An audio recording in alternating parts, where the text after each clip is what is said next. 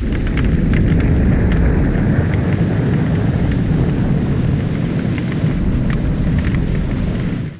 my friend, thank you for being here and welcome to Markham's Arkham. Please step inside where I will be discussing the 2020 film A Quiet Place Part 2.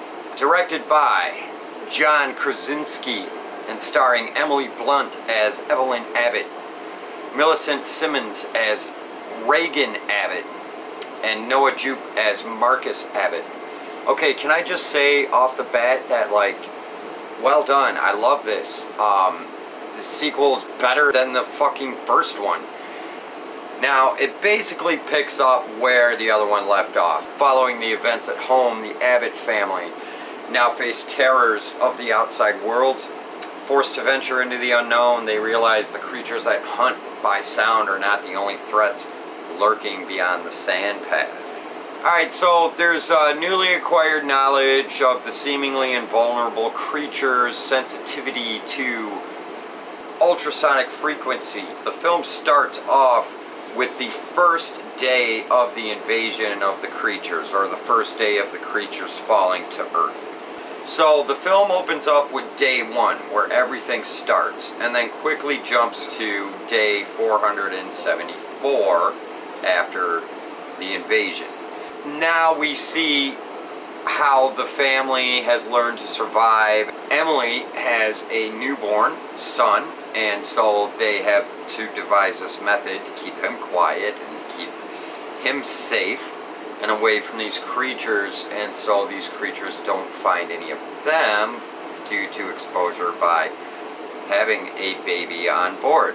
But this one's still different. There's things about it, there's aspects that were left unexplored in the first film, being that the first film was really only this isolated family dealing with what's going on and how they got through it. But this film is a little more expansive. It gives us an idea of what other people have suffered through as a result of these creatures invading. And it also gives us more gratuitous looks of the creatures in this film. Better shots and angles of the action and the movement of the creatures, the design, the way they actually look. They weren't trying to omit anything by being mysterious with the creatures and leaving them a little bit more off camera.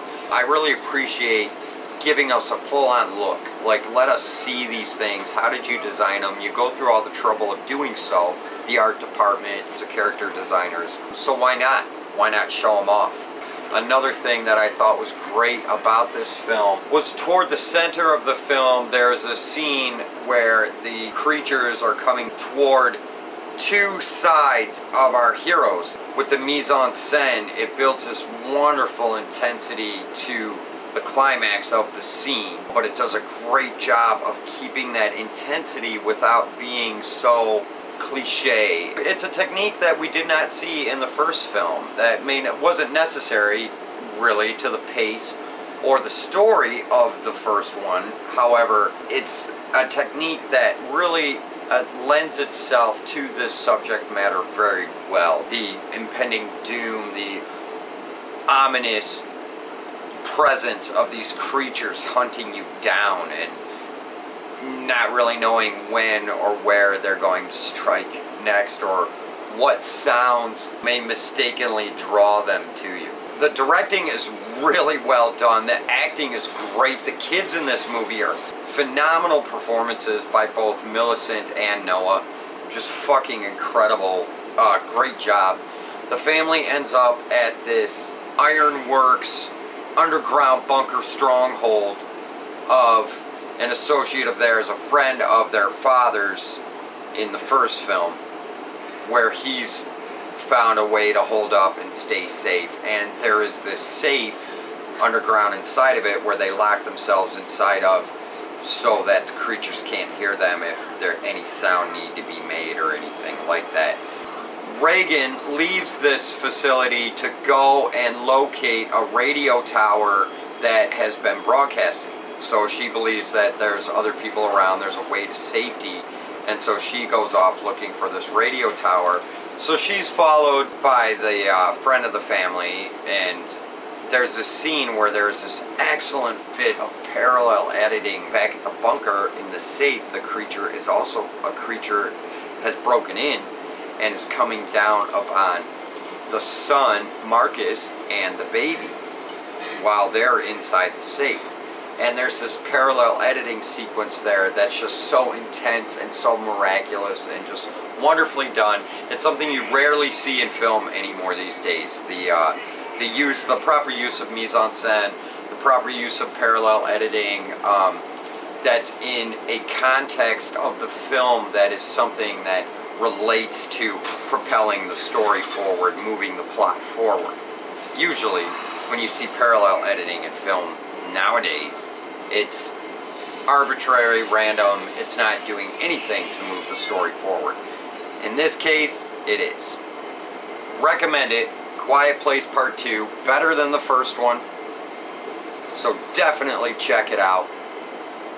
Thank you all for being here. Hope you enjoyed this review, my take on this film. Hey, and it's from 2020, what do you know? So, Hollywood isn't always about total crap lately, are they? No.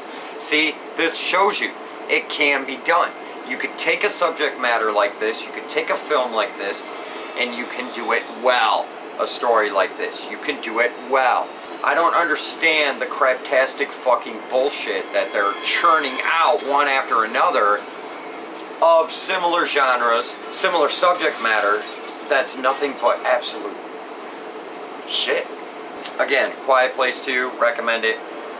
Tell all your friends about it. Tell your family. Tell those alien invaders drawn by sound to come and slaughter you out of nowhere in the middle of the night when beyond. What if you talked in your sleep, man? What the fuck do you do then? You know, fuck, you're fucked, right? What if you had night terrors and you like screamed while you slept? And I'm sure your nightmares would be skyrocketing if you were living in this type of world, this future, this reality, whatever. So, tell Marcus, tell Noah, tell Reagan, tell Millicent, tell Emily, Evelyn, and John, and everyone in between. Thank you again for being here. I appreciate your love and support. Click that like, share, and subscribe button. It is a free way to show your support, and it means an awful lot to me. Sending love, light, peace, and blessings to you now, forever, and always. Till next time, peace.